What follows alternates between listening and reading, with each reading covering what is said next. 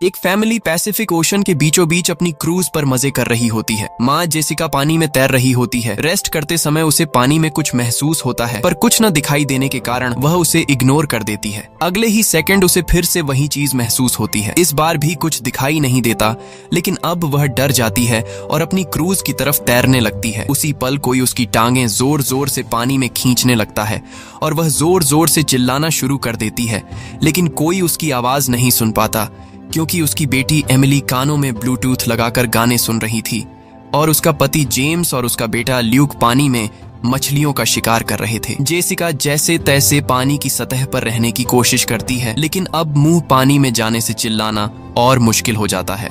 मछलियों का शिकार करते समय जेम्स को याद आता है कि उसने काफी समय से जेसिका को नहीं देखा है। उसे चिंता होने लगती है और वह उसे ढूंढने लगता है, और तभी वह जेसिका को पानी में फड़फड़ाते देख लेता है। वह दोनों बच्चों को आवाज मारता है और तुरंत क्रूज जेसिका की ओर ले जाकर पानी में कूदकर जैसे तैसे जेसिका तक पहुंचता है और उसकी मदद करता है। फिर ल्यूक और एमिली उसे ऊपर क्रूज में खींच लेते हैं। अब सब उसे समझाते हैं कि डरने की कोई बात नहीं है, और जेसिका को भी लगता है कि शायद लहरों की वजह से ऐसा हुआ होगा। अब सब रात को ल्यूक का बर्थडे सेलिब्रेट कर रहे होते हैं, और उसी वक्त एमिली के बॉयफ्रेंड का कॉल आ जाता है और वह बात करने के लिए बाहर चली जाती है। कॉल के दौरान एमिली देखती है कि पूरे समुद्र के ऊपर काले बादल छा चुके हैं। तभी लैपटॉप की स्क्रीन रुक जाती है। एमिली यही बात फैमिली को बताने के लिए अंदर आती है, लेकिन कोई उसे सीरियस नहीं लेता और उसे इग्नोर कर देते हैं। तभी उसे बाहर एक डरावनी सी आवाज सुनाई देती है। जब वह बाहर जाकर देखती है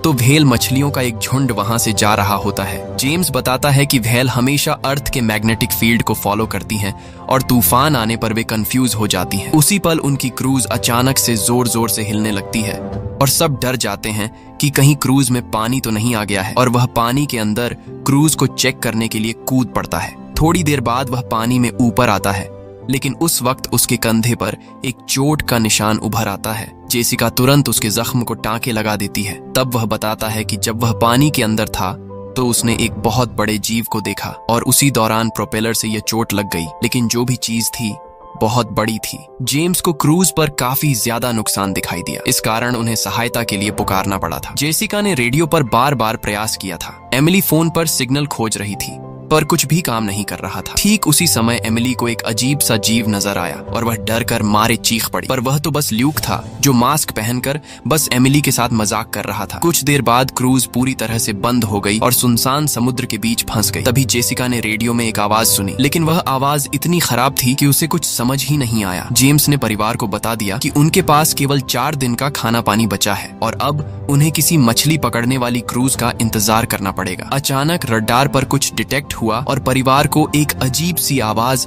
फिर से सुनाई दी। सब दौड़कर बाहर आए और सामने का नजारा देखकर सब हक्के बक्के रह गए। आसमान से बड़े बड़े आग के गोले गिर रहे थे। जहां जहां गोले गिरते हैं वहां बड़े धमाके होते हैं। एक उल्का पिंड पानी में उनके नजदीक आकर गिर गया, इसलिए जेम्स ने तुरंत क्रूज चलाने की कोशिश की। इंजन मुश्किल से चल पाता है, लेकिन तभी एक और उल्का पिंड उस इलाके से टकराता है। परिवार डर के मारे एक दूसरे को कस कर पकड़ लेता है। तभी जेम्स को यह समझ आ गया कि जो आग के गोले नीचे आ रहे हैं वे उल्का पिंड नहीं थे, बल्कि सैटेलाइट्स थे। ठीक उसी वक्त ल्यूक देखता है कि क्रूज से धुआं निकल रहा है। जेम्स ने जांचा और पुष्टि की कि इंजन खराब हो चुका है। अब हवा और तेज होने लगी, इसलिए फैमिली क्रूज के अंदर छिप गई। उन्होंने यह ध्यान नहीं दिया कि कंपास बहुत तेजी से घूम रहा था। क्रूज जोर जोर से हिलने लगी। ल्यूक फिर से गिर गया और इस बार उसे चोट भी लग गई। लहरें तेजी से क्रूज से टकरा रही थीं। जेम्स मुश्किल से संघर्ष करके बाहर जाता है और लाइफ जैकेट्स लेकर आता है। तभी पावर चली गई। जेम्स ने झट से पावर बॉक्स का बटन दबाया और लाइट वापस आ गई। उसी समय ल्यूक ने देखा कि जेसिका की नाक से खून बह रहा था। जेसिका को चक्कर आने लगे, जबकि एमिली सिंक पर जाकर उल्टी कर चुकी थी। जेम्स ने रेडियो ट्राई करना जारी रखा, पर सिग्नल नहीं मिल पाया। जेम्स ने एक फ्लेयर जलाई और थोड़ी देर बाद अंधेरा छा गया। अगली सुबह परिवार हैरानी में उठा कि वे तूफान से बच गए थे, लेकिन क्रूज आधी तबाह हो गई थी। जब वे बाहर आए तो देखा कि समुद्र का पानी गायब हो चुका था और क्रूज अब जमीन पर फंस गई थी। सब यह देखकर सदमे में आ गए।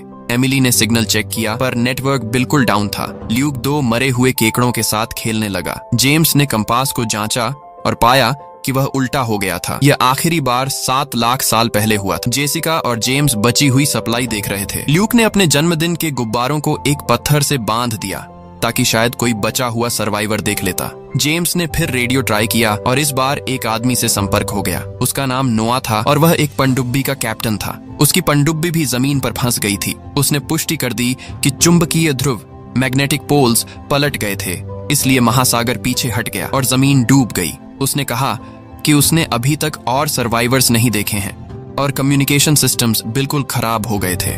उसने आगे यह भी बताया कि ध्रुव फिर से पलटेंगे और शायद एक हफ्ते में समुद्र वापस आ जाएगा। उसने परिवार को चेतावनी दी कि जितना हो सके ऊंची जगह चढ़ जाओ, क्योंकि जब पानी वापस आएगा तो वह बहुत खतरनाक होगा। उसने कहा कि उसका पार्टनर क्रैश में मारा गया था और पनडुब्बी में केवल 3 लोगों की ही जगह थी। जेसिका और जेम्स ने उससे विनती की कि कृपया हमारे बच्चों को बचा लेना। उसने उन्हें अपने कोऑर्डिनेट्स दे दिए। जेम्स ने गणना की कि पनडुब्बी तक पहुंचने में 2-3 दिन लगेंगे। उसने परिवार से कहा कि आज रात अच्छे से आराम कर लेना, कल सुबह वे निकलेंगे। अगली सुबह परिवार सामान पैक कर रहा था, तभी जेम्स को पास में कुछ हिलता हुआ दिखा। वह एक लंगड़ा आदमी था जिसके हाथ में एक हारपून थी और साथ में एक कुत्ता लगातार भौंक रहा था। जेम्स उसके पास गया और उसे पानी की बोतल दी, लेकिन वह आदमी कुछ ऐसी भाषा में बोला जो जेम्स को समझ नहीं आई। पानी पीने के बाद उस अजनबी ने अचानक जेम्स के सिर पर बोतल मार दी और चेहरे पर जोर का लात मार दिया। जेसिका डर के मारे भागी, लेकिन तब तक बहुत देर हो गई थी। उस आदमी ने जेम्स के पेट में हारपून घुसा दिया था। जेम्स कुछ पल तक तड़पा और फिर उस आदमी ने उसकी गर्दन भी काट दी। फिर वह आदमी जेसिका के पीछे भागा और उस पर हारपून फेंका, जिससे उसके कंधे में चोट लग गई। जेसिका दर्द सहते हुए क्रूज के अंदर भागी और बच्चों को छिप जाने को बोली। उसने दरवाजा बंद कर दिया। एमिली और ल्यूक सोफे के अंदर घुस गए। जेसिका ने उन्हें फ्लेयर गन पकड़ा दी और खुद एक चाकू लेकर बाथरूम में छिप गई। वह आदमी दरवाजे पर जोर जोर से धक्के मारता है और आखिरकार अंदर घुस गया। पहले उसने थोड़ा खाना उठाया और फिर क्रूज में इधर उधर खोजने लगा। फिर वह बाथरूम की तरफ बढ़ा, लेकिन जेसिका समझदारी से एक छोटे छेद से बाहर निकल गई। वह आदमी ने सोचा कि जेसिका भाग चुकी थी, लेकिन जैसे ही वह धीरे से निकलने लगी, उसका कुत्ता उसे देख लेता है और भौंकने लगा। कुत्ता उस पर झपटा तो जेसिका ने चाकू से उसे मार दिया। कुत्ते की चीख सुनकर वह आदमी बाहर आया और अपने कुत्ते की लाश देखकर आग बबूला हो गया। इस बीच जेसिका क्रूज के दूसरे किनारे से अंदर जाने की कोशिश कर रही थी। वह ऊपर चढ़कर टूटी हुई खिड़की से अंदर घुसने लगी, लेकिन वह आदमी पहले ही वहां पहुंच गया था। उसने उसे पकड़ा और जोर से मुक्का मारा, जिससे वह नीचे गिर गई। जेसिका फर्नीचर पकड़कर बचने की कोशिश कर रही थी, लेकिन उस आदमी ने उसे लात मारकर दूर फेंक दिया। फिर उसने उसकी कलाई पर पैर रख दिया ताकि वह चाकू छोड़ देती, और फिर उसके बाल पकड़कर उसका चेहरा जमीन पर दे मारा और सोफे पर फेंक कर उसका गला दबाने लगा। बच्चे यह सब कुछ देख रहे थे। एमिली बाहर निकली और फ्लेयर गन चलाई, जो सीधा उस आदमी को लगी। वह जल उठा और क्रूज में आग फैलने लगी। बच्चे तुरंत भाग गए, लेकिन जेसिका वापस आई। उसने उसे एक किक मारकर गिराया, मैप और बैग उठाया और वहां से भाग गई। ल्यूक और एमिली अपने पापा के पास जाकर रोने लगे। जेसिका भी उनके साथ बैठ गई और तीनों मिलकर आंसुओं के साथ जेम्स को आखिरी अलविदा कह रहे थे। तभी वह डरावना आदमी फिर क्रूज से बाहर निकल आया तो परिवार फिर से भागने लगा।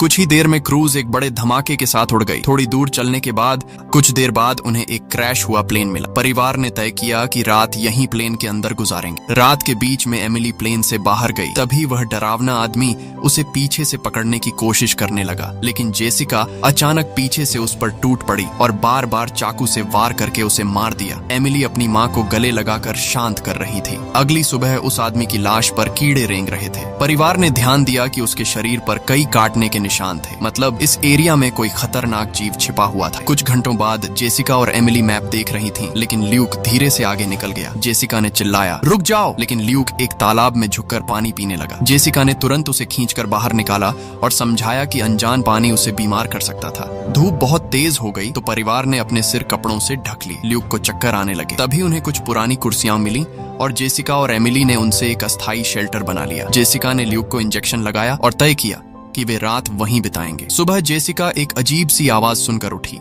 बाहर जाकर उसने देखा तो केकड़ों का एक बड़ा झुंड उनकी तरफ आ रहा था। उसने तुरंत बच्चों को उठाया और तीनों भागना शुरू कर दिया। भागते भागते उन्हें एक बड़ा कार्गो शिप दिखाई दिया। वहाँ 3 क्रू मेंबर्स जिंदा थे। एक औरत उनकी मदद करना चाहती थी, लेकिन बाकी 2 आदमियों ने मना कर दिया और तीनों ने परिवार को बाहर छोड़कर कंटेनर लॉक कर लिया। केकड़े करीब आ गए। जेसिका ने बच्चों को कंटेनर के ऊपर चढ़ा दिया। खुद जब चढ़ने लगी तो केकड़ों ने उसके पैर को जोर से काट लिया। बच्चों ने उसे खींचकर ऊपर चढ़ा लिया, नहीं तो वह नीचे गिर जाती। कंटेनर के एक छेद से आधे केकड़े अंदर घुस गए। क्रू मेंबर्स ने फायरिंग शुरू की, लेकिन केकड़े उन पर हावी हो गए और दोनों को मार डाला। जेसिका ने अपने जख्म पर पट्टी बांधी। जेसिका ने नाव से संपर्क किया और बताया कि मैप खो गया था। इस पर नोआ ने बताया कि उन पर आर्थ्रोपॉड्स ने हमला किया था। वे अब इसके जीव थे जो ऑक्सीजन की वजह से पूरी तरह पागल हो चुके थे। अब नोआ ने परिवार को जल्दी करने को कहा क्योंकि उसके इंस्ट्रूमेंट्स ने गणना की थी कि समुद्र उम्मीद से ज्यादा जल्दी वापस आएगा और उनके पास सिर्फ कुछ घंटे बचे थे। उसने एक फ्लेयर शूट किया और परिवार उस दिशा में चलना शुरू कर दिया। अब वे लोग आखिरकार पनडुब्बी को पास ही देख पाते हैं, लेकिन वहां पहुंचने के लिए उन्हें एक बड़ा चट्टानी रास्ता पार करना पड़ता। जैसे ही वे रास्ते से गुजरने लगे, दीवारें हिलने लगीं और पत्थर गिरने लगे, जिससे एक भयानक रॉक स्लाइड हो गया।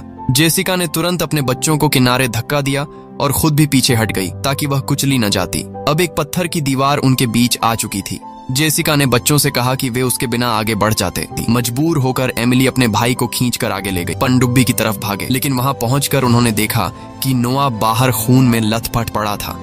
उसने समझाया कि उसके लिए सब खत्म हो गया था और अब बच्चे पनडुब्बी ले सकते थे। ये सोचकर कि एक अतिरिक्त जगह होगी, एमिली वापस अपनी माँ को ढूंढने भागी। तभी जेसिका ने केकड़ों को आते देखा और उसने फायरिंग शुरू कर दी। उसने कुछ केकड़ों को मार दिया, लेकिन झुंड बहुत बड़ा था और सबसे लड़ना मुश्किल हो गया। ठीक उसी वक्त एमिली दीवार के ऊपर दिखाई दी और उसने हाथ आगे बढ़ाया तो जेसिका अपने घायल पैर के बावजूद तेजी से चढ़ना शुरू कर दिया। एमिली की मदद से वह दूसरी तरफ पहुंच गई और दोनों साथ में पनडुब्बी की तरफ भागे। ल्यूक पहले से ही ऊपर खड़ा था और उसने फायर खोल दिया ताकि केकड़े डिस्टर्ब रहते जब तक परिवार ऊपर चढ़ जाता। केकड़े नाव के शरीर तक पहुंचते ही तुरंत उसे खाने लगे। जेसिका ने गन उठा ली और फायरिंग जारी रखी जब तक बच्चे अंदर चले गए। जब वे सुरक्षित हो गए, जेसिका ने समझा कि गोलियां खत्म हो चुकी थीं, तो उसने गन केकड़ों पर फेंक दी और अपने बच्चों के साथ अंदर चली गई। परिवार ने हैच को अच्छे से लॉक किया और खिड़की से केकड़ों को पनडुब्बी के चारों तरफ देखा। इसी वक्त समुद्र वापस आ गया तो तीनों ने तुरंत अपनी सीटों पर बैठकर बेल्ट पहन लिए और एक दूसरे का हाथ पकड़ लिया। तेज लहरों ने पनडुब्बी को जोर जोर से इधर उधर फेंकना शुरू कर दिया और परिवार बेहोश हो गया। कुछ देर बाद जेसिका और बच्चे होश में आए